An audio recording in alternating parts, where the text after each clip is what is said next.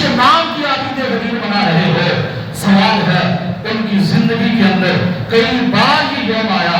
نبی پاک کی مثال کے بعد صدیق اکبر کا دور ہے، صدیق اکبر کے بعد فاروق اعظم کا دور ہے، فاروق اعظم کے بعد عثمان غنی کا دور ہے، اس کے بعد جا کر پھر حضرت بولے کائنات پھر ان کی شہادت ہے۔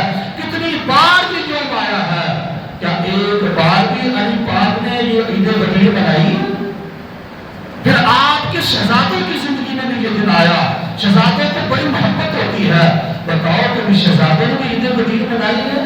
امام زین العابدین اپنے پوتوں کو دادوں سے بڑی محبت ہوتی ہے، کیا امام زین العابدین نے بھی منائی ہے؟ کیا امام باقر نے منائی ہے؟